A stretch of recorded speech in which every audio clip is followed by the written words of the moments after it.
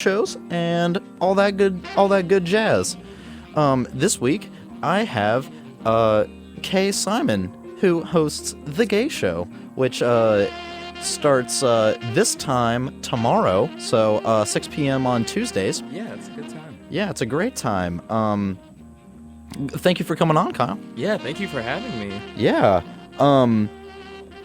Your show is one of the few that only is an hour of programming. Yeah. Why is that? So, from my understanding, you host a talk show by, technicalities, but you have two people in the sense that you're always, interviewing or chatting with someone? Yes. And from my understanding, everyone else also has two people, and I'm by myself for an hour? Mm-hmm. And I'm essentially kind of giving, a watered-down lecture. Mm-hmm. Because I'm trying to make LGBT research accessible to people, and talking nonstop for an hour by itself is pretty exhausting. Naturally. And I'm coming up with every single topic and everything myself that week, so it's trying to find time to literally fill 2 hours of just me talking could not happen. Would be awful. Would not have enough time to prepare. Whatever. My first season here, I had a 2-hour block, but the second hour was just playing whatever I want. Mm-hmm. So it sort of matched up with everyone else's schedules. Mm-hmm. But talking by yourself is exhausting. Yes. By your last schedule, you and your last show, does that mean that you still hosted a previous iteration of The Gay Show where you did sort of the same watered down research topics and stuff? Yeah, so this is actually my third season. Mm-hmm. I started last spring. So I've done 30 something, right? We have 15 shows in a cycle or a season. Oh, right? I have no idea, actually. So 30 something hour long talks. Wow. And it's just until very recently that I started bringing other people onto the show. Goodness, only just recently. It was exhausting. What made you finally get people to come on your show only recently if it's been so exhausting for you? So for my first season, I didn't really want anyone else in the room with me because it would stress me out. Because I had no idea what I was doing, very little experience. Talk show, whatever. Building up a talk show is a weird sort of space. And then this past fall, I was thinking about doing it, and I was looking for a co-host more so than guests. Mm-hmm. And that sort of fell through a couple of times just because it is a huge time commitment to Sure. prepare all of that material every single week. Did you consider, was your thought for the co-host more two-way conversation over the radio where you both had talking points, or was it just we're both going to take turns each week presenting our findings or interesting topics for that day?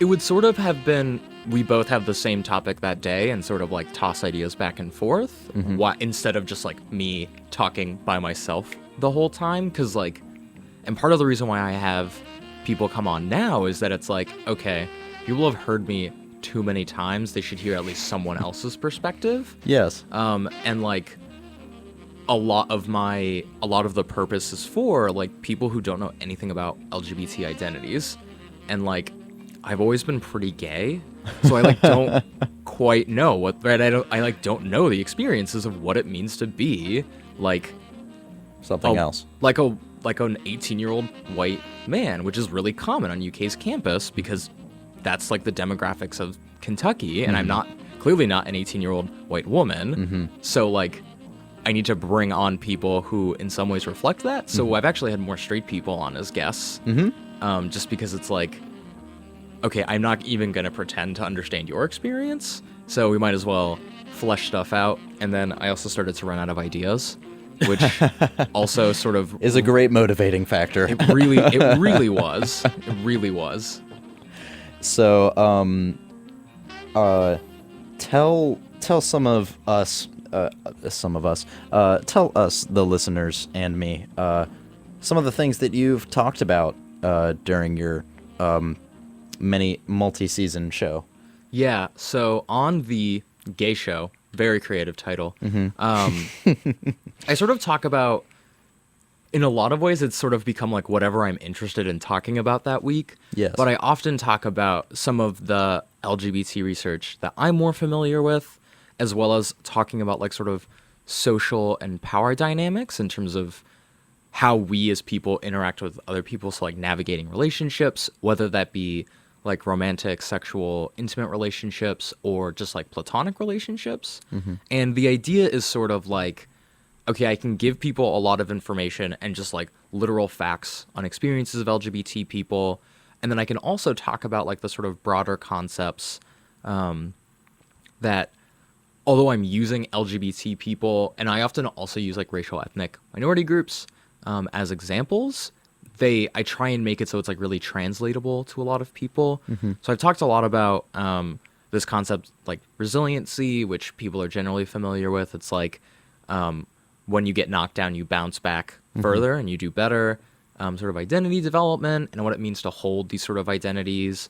I talk a lot about transgender youth and transitioning broadly because I think I don't want to say in an ideal world, but nowadays most people know what gay and lesbian people are, but many people might not have met a transgender person. So I try and pay particular attention to that and economic stuff and youth and schools and bullying and stuff. And I try and ground it every once in a while to Lexington or Kentucky broadly, but that doesn't always quite work. Do you find in preparing for your show that there is less relatable local material from which to relate these research initiatives that you're interested in with Kentucky? Yeah, I think I honestly couldn't tell you. I think part of the reason why I don't necessarily talk about Lexington and Kentucky a ton is that this is my 2.5 year living in Kentucky because I'm in a PhD program.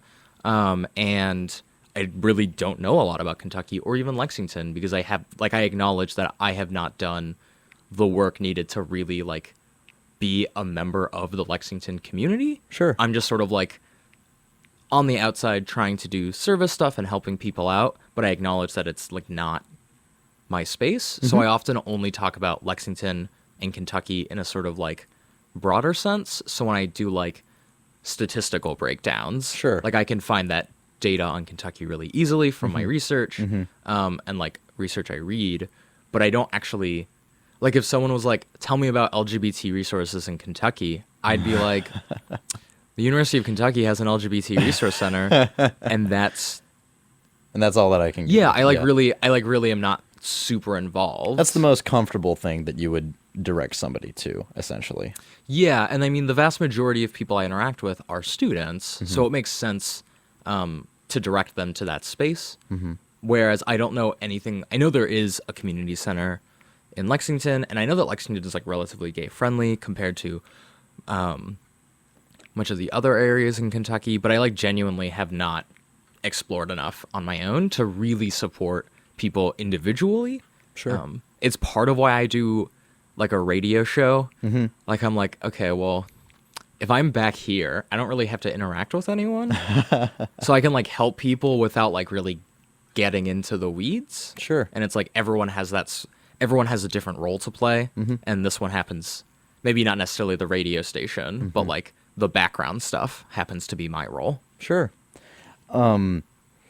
You mentioned that you're a PhD student, and that doing a show of this nature that you do, it takes up a lot of time. How are these two things of, your schoolwork and this show related? Because it seems like they feed off each other. So they do feed off each other in the sense that oftentimes I'm typically talking about like a topic that I'm familiar with in some way or have done research on myself. Formal research with the university. Yeah, or research I've done at other universities, or just like topics I'm really interested in. So I have not done any research with like LGBTQ youth in schools and like bullying and stuff. And all of those stats are me just like independently Googling and like researching stuff and like just finding information online, since that's like a skill that I have that most people might not necessarily be highly trained in. And like I also was a youth in schools that got beaten up, so it's like an experience that I can generally understand. But a lot of my research nowadays is on like identity development and families and parenthood. So although it's not necessarily always specifically about those concepts, I think the like sort of developmental bend that I have to a lot of things is like pretty consistent throughout. Like I talk a lot about where it's like, it's okay to mess up, but now you know that you messed up, so now you can do better. And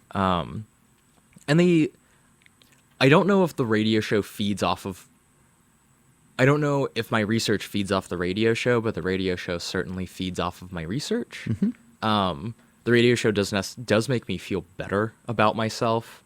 Because like so much of research and academia is just like sort of in a university wall. Sure. And it's like, I don't want to say I don't really care if it's just internal. Yeah. Because like a lot of research is important, but like I often view research and academia as a helping profession first and science second. So if I'm not getting outside of the university walls, in a lot of ways, like who am I really helping? Really just my career, and that's not the point. Yeah, you want to do something with your work. You know, your show being of such a way that it even demands so much prior planning, to have what would normally have been an hour of slightly divided lecture, as you might call it. I mean, that's a lot of work in itself, outside of outside of being a doctoral student and doing stuff like that, doing all of your independent research and what have you. Yeah, I mean, you're definitely right. Part of the benefit in academia is like the first semester teaching something is a complete disaster because you have like nothing prepared, but afterwards it's like, okay, we're good. I've like already prepped everything, except I don't really get to do that for this since it's generally new topics, or I'll like revisit some of the like more relevant topics. So like at the beginning of every season, I've done like, what's an LGBT person? What do these identities mean? But otherwise, I'm often like sort of branching into slightly newer stuff. Yeah, the prep work is pretty, I don't want to say it's awful because it's like really rewarding, but it's exhausting in the sense that if you use Google Docs, 16-point Arial font in single space, about 18 pages of those notes with no breaks is about 50 or so minutes of talking. Oh my goodness. Just so you know. So I can like send everyone my like show notes. It's like 500 pages long. Is it all the same Google Doc? Do you have It's the same Google Doc. Oh my god. What are you doing? That's crazy. Well, part of it's like I want to have all of it in like one place all together, like for me. Okay, sure. But at the same time, that is a long doc, my friend. Yeah, I can't really load it on anything besides a computer. And I should like know better, but that just doesn't happen. Well, I mean, that's kind of cool though, too, because you know, as you're going down, I'm sure you have like little quick tabs that you can go like chapter by chapter or whatever in the same Google Doc, but you get to quick tabs. I'm just making up things, but I'm pretty sure it is a thing to where like if you load up your Google Doc and it starts you like at the very beginning, you can like hit there, you can like have a tab created to where it takes you to certain chapters or certain sections of your massive 500-page Google Doc. Goodness gracious. I just write a lot. I don't actually think I talk that fast, but I feel like I talk that fast. Things just come out quickly. Yes. You move on from points quicker than you probably think. Yeah, and I think people don't realize like how much text you're actually producing when you're talking. And I feel like I mean, just a sentence. exactly. Yeah, think of like a fairly complicated, elaborate sentence, like which I am speaking right now. Like that in text is a lot. Like people that transcribe audio actually are paid for that because it takes so much time. Like, isn't that crazy? Yeah, so we actually do a lot of interviews, and we have a bunch of undergraduate research assistants, and on average, it takes about 2 hours, from my understanding, to do about 15 minutes of transcribing. That's crazy. Yeah, and it doesn't make it right. So if you were just transcribing me, it wouldn't be that bad because it's like one person, one voice talking by themselves. Right. But like in some of the interviews, it's like me on my like cell phone with like construction in the background, and then like a kid. And I'm like, oh, how do you feel about this thing? And then they're just like, let me tell you about My Little Pony. This is the most important thing that has ever happened. So there's that. If you're just now joining us, it's 6:30. Thank you for listening to WRFL Lexington. It's all the way to the left. It's your only alternative left. You're listening to the WRFL talk show, where I, your fabulous host John, will introduce you to a new DJ every week that has a show here or works here or is somebody cool and important here at WRFL. And this week, I got a very cool guy by the name of K. Simon. How's it going? Yeah, it's good. It's good. That's Hosting good. the gay show, talking about gay stuff. Yeah. I'm like getting a degree in being gay. Like that's what's happening. Does that Like- make you happy? Yeah.